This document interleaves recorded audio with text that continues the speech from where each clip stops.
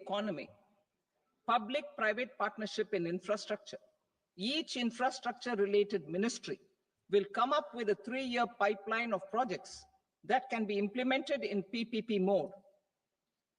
States will also be encouraged to do so and can seek support from the India Infrastructure Project Development Fund, which is a scheme to prepare PPP proposals. Support to states for infrastructure. An outlay of 1.5 lakh crore is proposed for the 50-year interest-free loans to states for capital expenditure and incentives for reforms. Building on the success of the first asset monetization plan announced in 2021, the second plan for 2025 to 30 will be launched to plow back capital of 10 lakh crore in new projects. Regulatory and fiscal measures will be fine-tuned to support the plan. Jal Jeevan Mission. Since 2019, 15 crore households, representing 80% of India's rural population, have been provided access to portable tap water connections. To achieve 100% coverage, I am pleased to announce the extension of this mission until 2028 with an enhanced total outlay. The mission's focus will be on the quality of infrastructure and O&M of rural piped water supply schemes through Jan Bhagidari. A separate MOU or separate MOUs will be signed with the states and union territories to ensure sustainability and citizen-centric water services delivery. Urban sector reforms. Building on the July budget proposals, urban sector reforms related to governance, municipal services, urban land, and planning will be incentivized. Urban Challenge Fund. The government will set up an Urban Challenge Fund of 1 lakh crore rupees to implement the proposals for cities as growth hubs, creative redevelopment of cities, and for water and sanitation purposes announced in the July budget. This fund will finance up to 25% of the cost of bankable projects, with a stipulation that at least 50% of the cost is funded from bonds, bank loans, and PPPs. An allocation of 10,000 crore is proposed in 2025-26. Power sector reforms. We will incentivize electricity distribution reforms and augmentation of intrastate transmission capacity by states. This will improve financial health and capacity of electricity companies. Additional borrowing of 0.5% of GSDP will be allowed to states contingent on these reforms. Nuclear energy mission for Vikasit Bharat. Development of at least 100 gigawatt of nuclear energy by 2047 is essential for our energy transition efforts. For an active partnership with the private sector towards this goal, amendments to the Atomic Energy Act and the Civil Liability for Nuclear Damage Act will be taken up. A nuclear energy mission for research and development of small modular reactors with an outlay of 20,000 crore will be set up. At least 5 indigenously developed small modular reactors will be operationalized by 2033. Shipbuilding. The shipbuilding financial assistance policy will be revamped to address cost disadvantages. This will also include credit notes for shipbreaking in Indian yards to promote the circular economy. Large ships above a specified size will be included in the infrastructure harmonized master list. Shipbuilding clusters will be facilitated to increase the range, categories, and capacity of ships. This will include additional infrastructure, facilities, skilling, and technology to develop the entire ecosystem. Maritime Development Fund. For long-term financing for the maritime industry, a Maritime Development Fund with a corpus of 25,000 crore rupees will be set up. This will be for distributed support and promoting competition. This will have up to 49% contribution by the government, and the balance will be mobilized from ports and from private sector. UDAN regional connectivity schemes. UDAN has enabled 1.5 crore middle-class people to meet their aspirations for speedier travel. The scheme has connected 88 ports, airports, and operationalized 619 routes. Inspired by that success, a modified UDAN scheme will be launched to enhance regional connectivity to 120 new destinations and carry 4 crore passengers in the next 10 years. 4 crore additional passengers in the next 10 years. The scheme will also support helipads and smaller airports in hilly, aspirational, and northeast regional districts. Greenfield airports will be facilitated in Bihar to meet the future needs of the state. These will be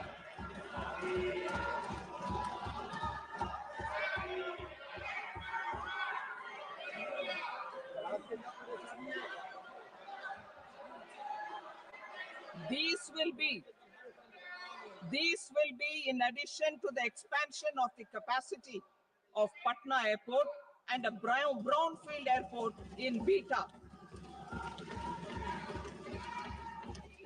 Western Kosi Canal project in Mithilanchal.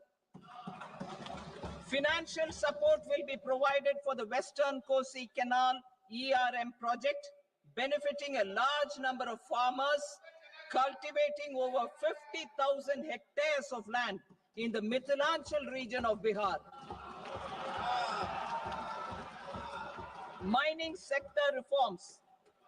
Mining sector reforms, including those for minor minerals, will be encouraged through sharing of best practices and institutions of a state mining index. A policy for recovery of critical minerals from tailings will be brought out. Under the special window for affordable and mid-income housing, SWAMI, 50,000 dwelling units in stressed housing projects have been completed and keys handed over to home buyers. Another 40,000 units will be completed in 2025, further helping middle-class families who are paying EMIs on loans taken for apartments while also paying rent for their current dwellings. Building on this success, SWAMI Fund 2 will be established as a blended finance facility with contribution from the government, banks, and private investors. This fund of 15,000 crore rupees will aim for expeditious completion of another 1 lakh units. PM Gati Shakti data for private sector. For furthering PPPs and assisting the private sector in project planning, access to relevant data and maps from the PM Gati Shakti portal will be provided. Tourism for employment-led growth. Top 50 tourist destination sites in the country will be developed in partnership with states through a challenge mode. Land for building key infrastructure will have to be provided by the states. Hotels in these destinations will be included in the infrastructure harmonized list. The following measures will be taken for facilitating employment-led growth. Organizing intensive skill development programs for our youth, including in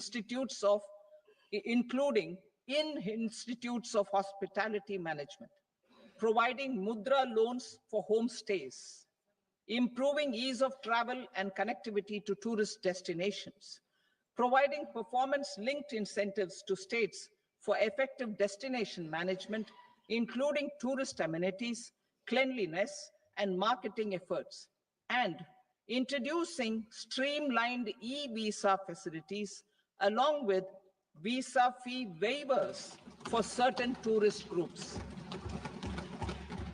Continuing with the emphasis on places of spiritual and religious significance in the July budget, there will be a special focus on destinations related to the life and times of Lord Buddha. Medical tourism and heal in India. Medical tourism and heal in India will be promoted in partnership with the private sector, along with capacity building and easier visa norms. Investing in innovation. To implement private sector-driven research, development, and innovation initiatives announced in the July budget, I am now allocating 20,000 crore rupees for this purpose. A deep tech fund of funds will also be explored to catalyze the next generation startups as a part of this initiative. In the next 5 years, under the PM Research Fellowship Scheme, we will provide 10,000 fellowships for technological research in IITs and IISc with enhanced financial support. The second gene bank with 10 lakh germplasm lines will be set up for future food and nutritional security. This will provide conservation support to both public and private sectors for genetic resources. We will start a national geospatial mission to develop foundational geospatial infrastructure and data. Using PM Gati Shakti, this mission will facilitate modernization of land records, urban planning, and design of infrastructure projects. A Gyan Bharatam mission for survey, documentation, and conservation of our manuscript heritage with academic institutions, museums, libraries, and private collectors will be undertaken to cover more than 1 crore manuscripts. We will set up a national digital repository of Indian knowledge systems for knowledge sharing. Now I move to exports as the fourth engine. We will set up an export promotion mission with sectoral and ministerial targets driven jointly by the Ministries of Commerce, MSME, and Finance. It will facilitate easy access to export credit, cross-border factoring support, support to MSMEs to tackle non-tariff measures in overseas markets. A digital public infrastructure, Bharat Trade Net, for international trade will be set up as a unified platform for trade documentation and financing solutions. This will complement the Unified Logistics Interface platform. The BTN will be aligned with international practices. Support will be provided to develop domestic manufacturing capacities for our economy's integration with global supply chains. Sectors will be identified based on objective criteria. Facilitation groups with participation of senior officers and industry representatives will be formed for select products and supply chains. Through this, there are huge opportunities related to Industry 4.0, which needs high skills and talent. Our youth have both. Our government will support the domestic electronic equipment industry to leverage this opportunity for the benefit of our youth. A national framework will be formulated as guidance to states for promoting global capability centers in emerging Tier 2 cities. This will suggest measures for enhancing availability of talent and infrastructure, building bylaw reforms, and mechanisms for collaboration with industry. Our government will facilitate upgradation of infrastructure and warehousing for air cargo, including high-value perishable horticultural produce. Cargo screening and customs protocol will be streamlined and made user-friendly. Reforms as the fuel.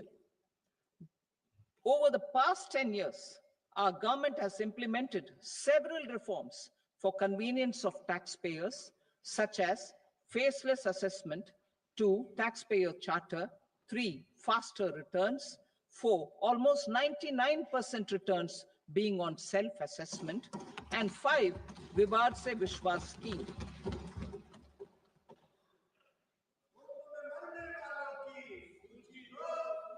Continuing these efforts, I reaffirm the commitment of the tax department to trust first, scrutinize later.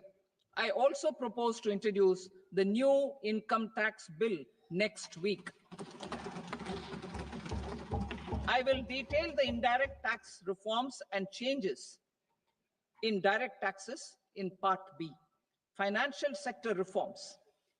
The FDI limit for the insurance sector will be raised from 74 to 100%.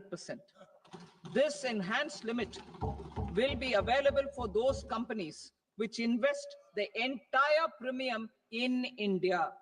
The current guardrails and conditionalities associated with foreign investment will be reviewed and simplified. The services of India Post Payment Bank will be deepened and expanded in rural areas. NABFID will set up a partial credit enhancement facility for corporate bonds for infrastructure. Public sector banks will develop Grameen Credit Score Framework to serve the credit needs of SHG members and people in rural areas. A forum for regulatory coordination and development of pension products will be set up. To implement the earlier announcement on simplifying the KYC processes, the revamped Central KYC Registry will be rolled out in 2025. We will also implement a streamlined system for periodic updating. Requirements and procedures for speedy approval of company mergers will be rationalized. The scope for fast-track mergers will also be widened and the process made simpler. As proposed in the interim budget, we signed bilateral investment treaties with 2 countries in 2024 to encourage sustained foreign investment, and in the spirit of First Develop India, the current model BIT will be revamped and made more investor-friendly. In the last 10 years, in several aspects, including financial and non-financial, our government has demonstrated a steadfast commitment to ease of doing business. We are determined to ensure that our regulations must keep up with technological innovations and global policy developments. A light touch regulatory framework based on principles and trust will unleash productivity and employment. Through this framework, we will update regulations that were made under old laws. To develop this modern, flexible, people-friendly, and trust-based regulatory framework appropriate for the 21st century, I propose 4 specific measures. A high-level committee for regulatory reforms will be set up for a review of all non-financial sector regulations, certifications, licenses, and permissions. The committee will be expected to make recommendations within a year. The objective is to strengthen trust-based economic governance and take transformational measures to enhance ease of doing business, especially in matters of inspection and compliances. States will be encouraged to join in this endeavor. An investment friendliness index of states will be launched in 2025 to further the spirit of competitive cooperative federalism. Under the Financial Stability and Development Council, a mechanism will be set up to evaluate impact of the current financial regulations and subsidiary instructions. It will also formulate a framework to enhance their responsiveness and development of the financial sector. In the Jan Vishwas Act 2023, more than 180 legal provisions were decriminalized. Our government will now bring up the Jan Vishwas Bill 2.0 to decriminalize more than 100 provisions in various laws. I now move to fiscal policy. In the July budget, I had committed to staying the course for fiscal consolidation.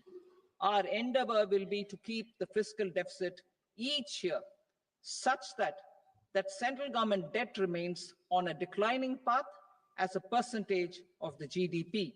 The roadmap for the next 6 years has been detailed in the FRBM statement. Revised estimates for 2024-25. The revised estimate of the total receipts other than borrowings is 31.47 lakh crore rupees, of which the net tax receipts are 25.57 lakh crore rupees. The revised estimate of the total expenditure is 47.16 lakh crore rupees, of which the capital expenditure is about 10.18 lakh crore rupees.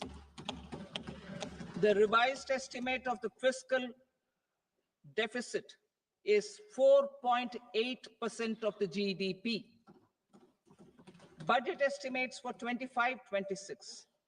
Coming to 25-26, the total receipts other than borrowings and total expenditure are estimated at 34.96 lakh crore rupees and 50.65 lakh crore rupees respectively.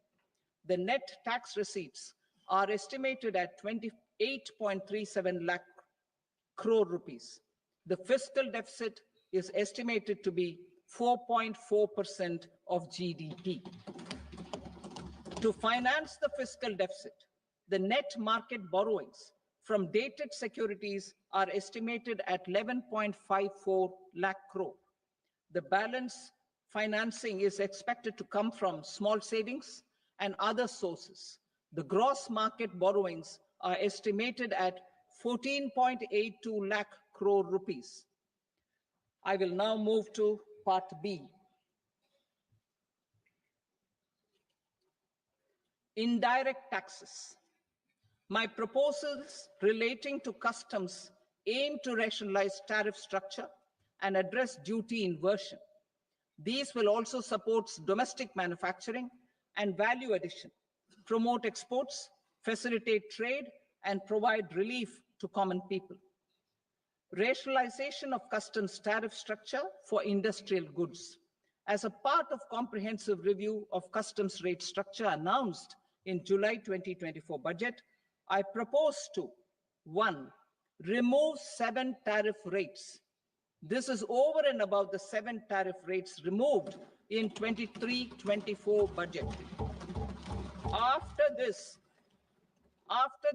there will be only 8 remaining tariff rates, including 0 rate. 2. Apply appropriate cess to broadly maintain effective duty incidence, except on a few items where such incidence will reduce marginally. 3.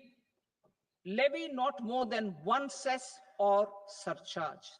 Therefore, I propose to exempt social welfare surcharge on 82 tariff lines that are subject to a cess. I shall now take up sector-specific proposals. To provide relief to patients, particularly those suffering from cancer, rare diseases, and other severe chronic diseases, I propose to add 36 life-saving drugs and medicines to the list of medicines fully exempted from basic custom duty.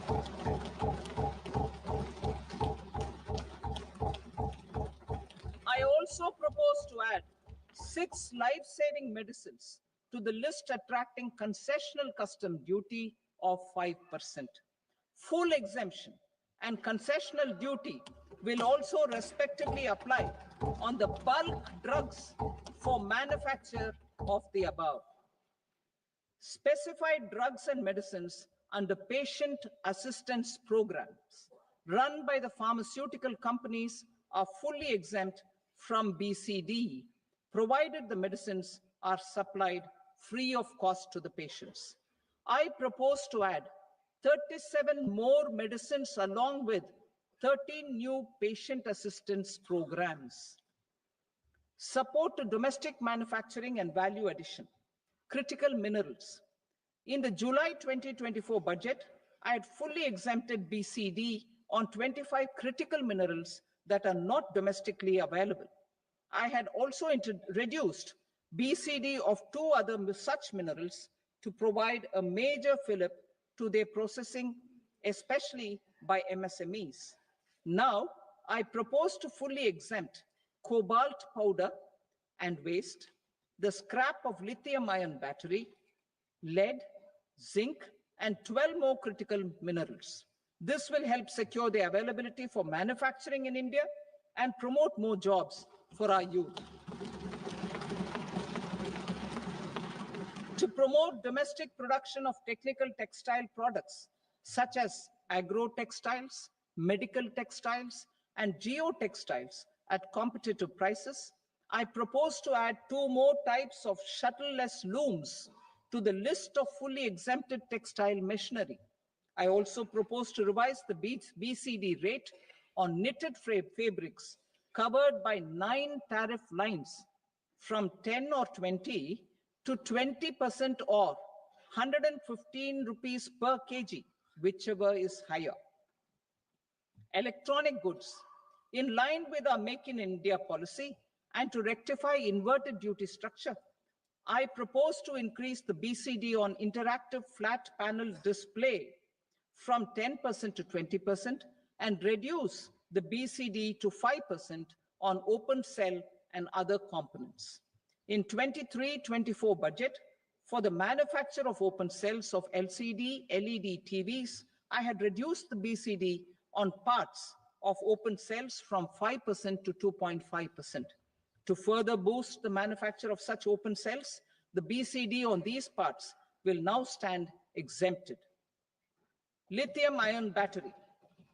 To the list of exempted capital goods, I propose to add 35 additional capital goods for EV battery manufacturing and 28 additional capital goods for mobile phone battery manufacturing.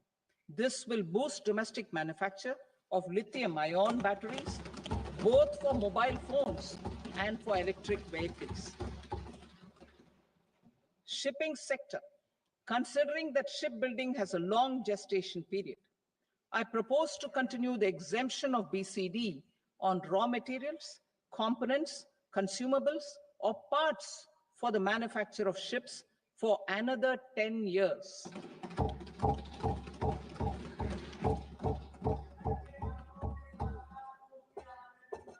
I also propose the same dispensation for shipbreaking to make it more competitive. Telecommunication. To prevent classification disputes, I propose to reduce the BCD from 20% to 10% on carrier-grade Ethernet switches to make it at par with non-carrier-grade Ethernet switches. Export promotion. To facilitate exports of handicrafts, I propose to extend the time period for export from 6 months to 1 year, further extendable by another 3 months if required. I also propose to add 9 items to the list of duty-free inputs. Leather sector. I propose to fully exempt BCD on wet blue leather to facilitate imports for domestic value addition and employment. I also propose to exempt crust leather from 20% export duty to facilitate exports by small tanners. Marine products. To enhance India's competitiveness in the global seafood market, I propose to reduce BCD from 30% to 5% on frozen fish paste, surimi, for manufacture and export of its analog products. I also propose to reduce BCD from 15% to 5% on fish hydrolysates for manufacture of fish and shrimp feed. In July 2024 budget, to promote development of domestic MROs for aircraft and ships, I had extended the time limit for export of foreign origin goods that were imported for repairs from 6 months to 1 year and further extendable by 1 year. I now propose to extend the same dispensation for railway goods. Time limit for provisional assessment. Presently, the Customs Act 1962 does not provide any time limit to finalize provisional assessments, leading to uncertainty and cost to trade. As a measure of promoting ease of doing business, I propose to fix a time limit of 2 years, extendable by a year, for finalizing the provisional assessment. I propose to introduce a new provision that will enable importers or exporters, after clearance of goods, to voluntarily declare material facts and pay duty with interest but without penalty. This will incentivize voluntary compliance. However, this will not apply in cases where department has already initiated audit or investigation proceedings. For industry to better plan their imports, I propose to extend the time limit for the end use of imported inputs in the relevant rules from 6 months to 1 year. This will provide operational flexibility in view of cost and uncertainty of supply. Further, such importers will now have to file only quarterly statements instead of a monthly statement.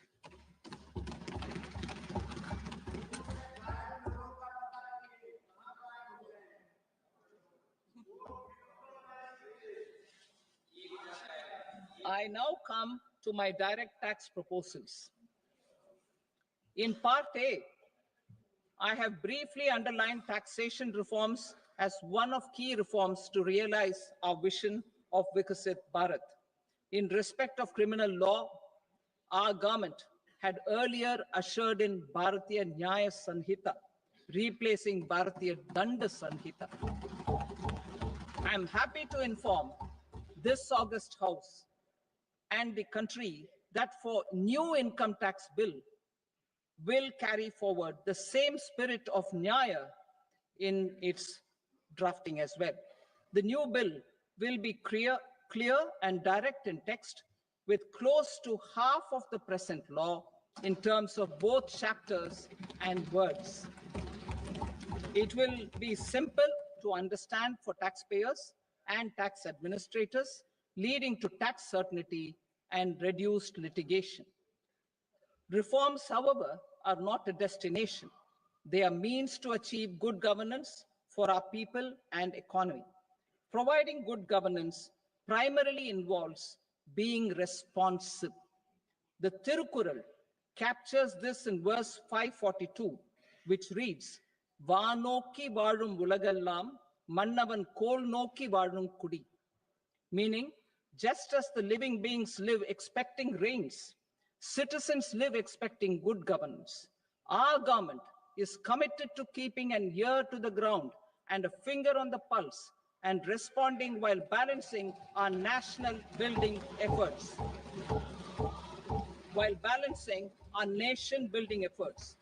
The following measures will detail just how our government will, under the guidance of PM Modi, has taken steps to understand and address. I repeat that sentence, sir. The following measures will detail just how our government, under the guidance of PM Modi, has taken steps To understand and address the needs voiced by our citizens, my tax proposals are guided by this spirit.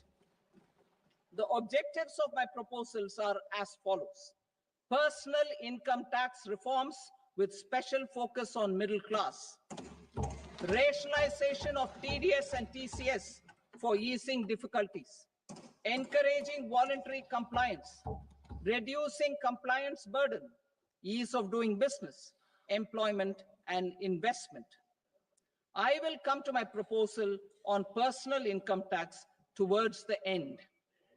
TDS and TCS, rationalization for easing difficulties. I propose to rationalize tax deduction at source, TDS, by reducing the number of rates and thresholds above which TDS is deducted. Further, threshold amounts for tax deduction will be increased for better clarity and uniformity. The limit for tax deduction on interest for senior citizens is being doubled from the present 50,000 rupees to 1 lakh rupees. Similarly, the annual limit of 2.40 lakh rupees for TDS on rent is being increased to 6 lakh rupees. This will reduce the number of transactions liable to TDS, thus benefiting small taxpayers receiving small payments. The threshold to collect tax at source, the TCS, on remittances under RBI's liberalized remittance scheme, the LRS, is proposed to be increased from 7 lakh to 10 lakhs. I also propose to remove TCS on remittances for education purposes, where such remittances is out of a loan taken from a specified financial institution. Both TDS and TCS are being applied on any transaction related to sale of goods. To prevent such compliance difficulties, I propose to omit the TCS. I also propose that the provisions of the higher TDS deduction will now apply only in non-PAN cases. In July 2024, the delay for payment of TDS up to the due date of filing statement was decriminalized. I propose to provide the same relaxation to TCS provisions as well. The government under the leadership of Prime Minister Modi believes in Sabka Saath, Sabka Vikas, Sabka Vishwas, and Sabka Prayas. In line with this, we brought in updated return facility in 2022 for voluntary compliance by taxpayers who had omitted to report their correct income. Our trust in taxpayers was proved right. Nearly 90 lakh taxpayers voluntarily updated their incomes by paying additional tax. Taking this trust further, I now propose to extend the time limit to file updated returns for any assessment year from the current limit of 2 years to 4 years. I propose to reduce the compliance burden for small charitable trusts and institutions by increasing their period of registration from 5 years to 10 years. It is also proposed that disproportionate consequences do not arise for minor defaults, such as incomplete applications filed by charitable entities. Presently, taxpayers can claim the annual value of self-occupied properties as nil only on the fulfillment of certain conditions. Considering the difficulties faced by taxpayers, it is proposed to allow the benefit of 2 such self-occupied properties without any condition. To streamline the process of transfer pricing and to provide an alternative to yearly examination, I propose to introduce a scheme for determining arm's length price of international transaction for a block period of 3 years. This will be in line with global best practices. With a view to reduce litigation and provide certainty in international taxation, the scope of safe harbor rules is being expanded. A number of senior and very senior citizens have very old national savings schemes accounts.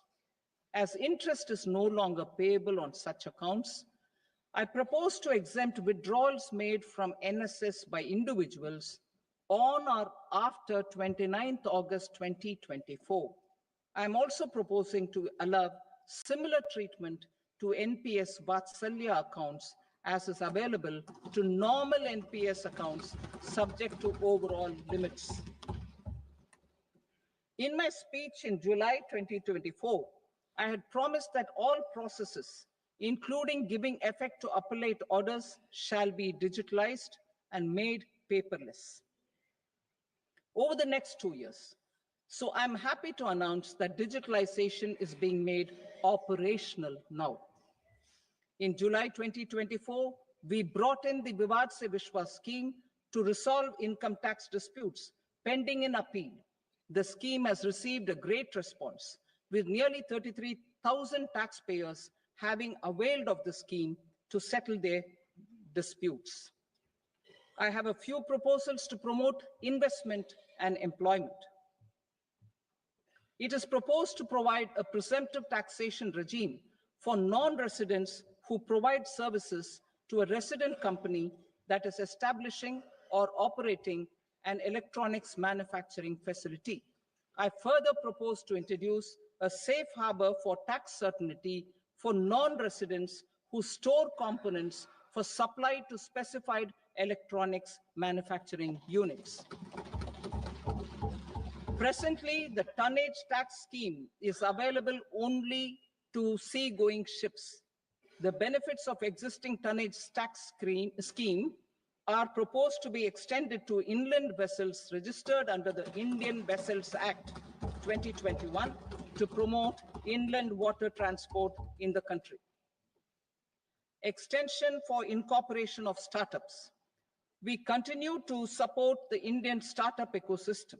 I propose to extend the period of incorporation by 5 years to allow the benefit available to startups which are incorporated before 1/4/2030.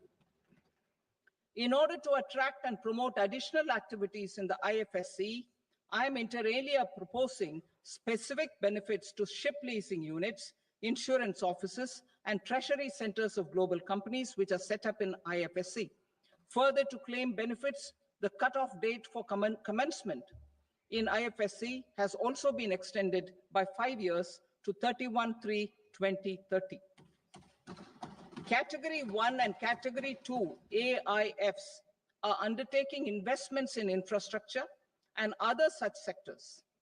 I propose to provide certainty of taxation to these entities on the gains from securities, to promote funding from sovereign wealth funds and pension funds to the infrastructure sector. I propose to extend the date of making an investment by 5 more years up to 31st March 2030.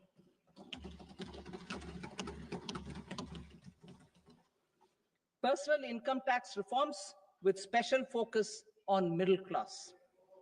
Democracy, demography, and demand are the key support pillars in our journey towards Vikasit Bharat. The middle class provides strength for India's growth. This government, under the leadership of Prime Minister Modi, has always believed in the admirable energy and ability of the middle class in nation building. In recognition of their contribution,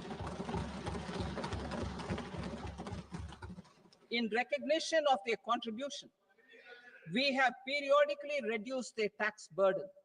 Right after 2014, the nil tax slab was raised to 2.5 lakhs of rupees, which was further raised to 5 lakh rupees in 2019 and to 7 lakh rupees in 2023. This is reflective of our government's trust on the middle class taxpayers. I am now happy to announce that there will be no income tax payable up to income of 12 lakh rupees.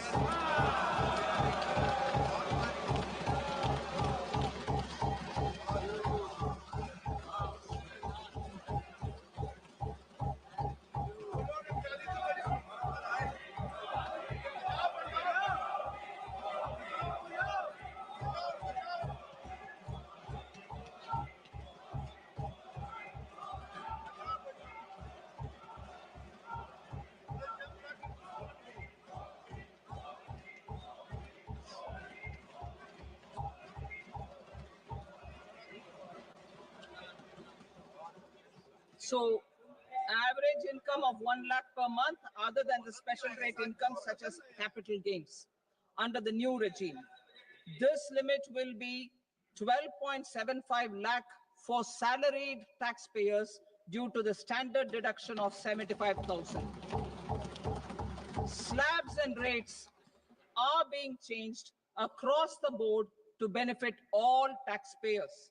The new structure will substantially reduce the taxes of the middle class and leave more money in their hands, boosting household consumption, savings, and investment.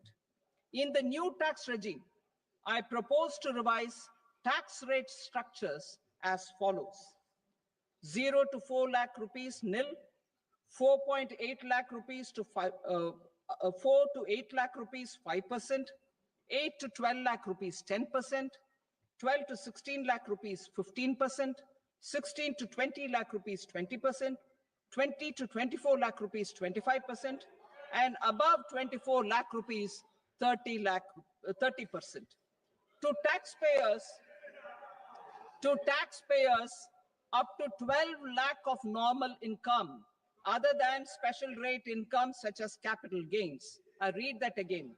To taxpayers up to 12 lakh of income other than special rate income such as capital gains, tax rebate is being provided in addition to the benefit due to slab rate reduction in such a manner that there is no tax payable by them.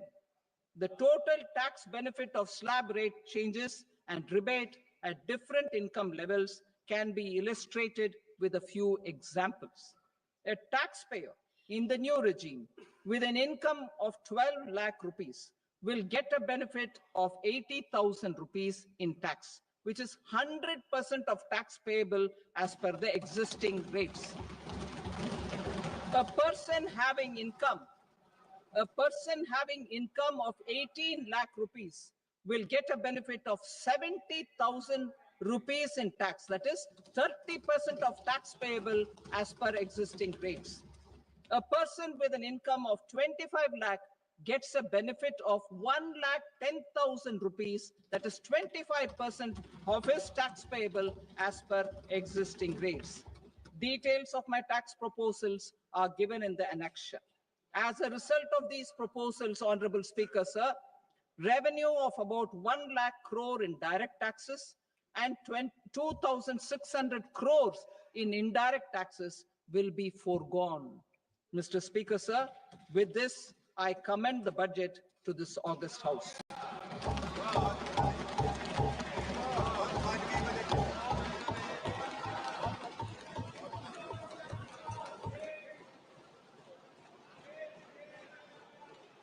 Item number 2, Srimati Nirmala Sitharaman.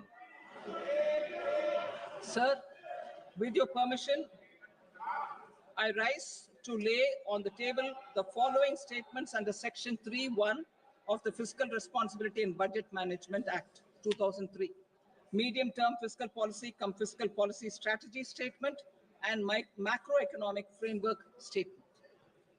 Item number 3, Srimati Nirmala Sitharaman. Sir, with your permission, I rise to move for leave to introduce the Finance Bill 2025. प्रश्न ये है कि विधेयक को पुनर्स्थापित करने की अनुमति प्रदान की जाए। जो सदस्य इसके पक्ष में हाँ कहें, जो सदस्य विरोध में ना कहें। मेरे विचार में निर्णय हाँ वालों के पक्ष में हुआ, हाँ वालों के पक्ष में अनुमति प्रदान की जाती है। माननीय मंत्री जी, विधेयक को पुनर्स्थापित करें। Sir, I introduce the bill. Thank you. सभा की कार्रवाई सोमवार दिनांक 3 फरवरी 2025 को प्राप्त 11 बजे तक के लिए स्थगित की जाती है।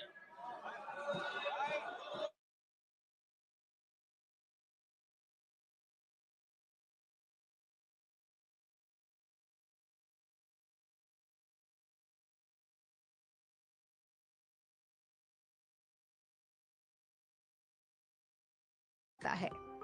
केंद्र सरकार के संस्कृति मंत्रालय ने देश की समृद्ध आध्यात्मिक और सांस्कृतिक विरासत को प्रदर्शित करने के लिए एक सांस्कृतिक गांव कलाग्राम की स्थापना की।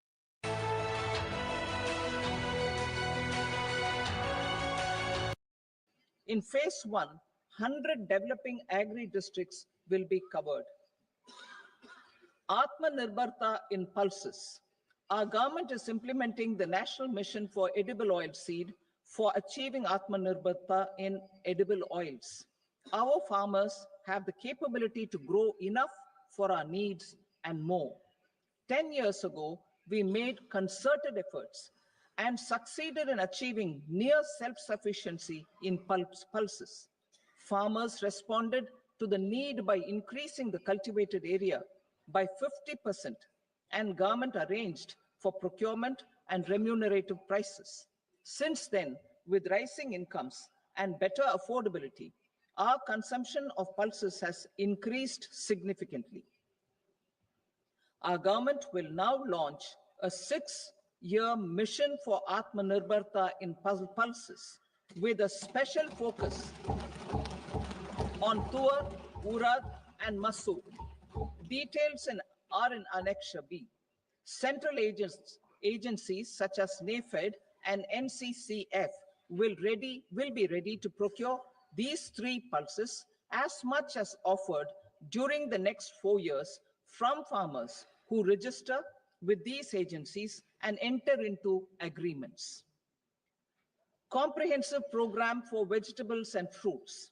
It is encouraging that our people are increasingly becoming aware of their nutritional needs. It is a sign of a society becoming healthier. With rising income levels, the consumption of vegetables, fruits, and Shri Anna is increasing significantly. A comprehensive program to promote production, efficient supplies, processing, and remunerative prices for farmers will be launched in partnership with the states. Appropriate institutional mechanisms for implementation and participation of farmer producer organizations and cooperatives will be set up. Makhana board in Bihar. For this, there is a special opportunity for the people of Bihar. A Makhana board will be established in the state to improve production, processing, value addition, and marketing of Makhana. The people engaged in these activities will be organized into FPOs. The board will provide hand-holding and training support to Makhana farmers and will also work to ensure they receive the benefits of all relevant government schemes. A national mission on high-yielding seeds will be launched, aimed at 1. Strengthening research ecosystem, 2. Targeted development and propagation of seeds with high yield, pest resistance, and climate resilience, and 3. Commercial availability of more than 100 seed varieties released since July 2024. India ranks second largest globally in fish production and aquaculture. Seafood exports are valued at 60,000 crore rupees. To unlock the untapped potential of the marine sector, our government will bring in an enabling framework for sustainable harnessing of fisheries from Indian exclusive economic zone and high seas, with a special focus on the Andaman and Nicobar and Lakshadweep Islands. For the benefit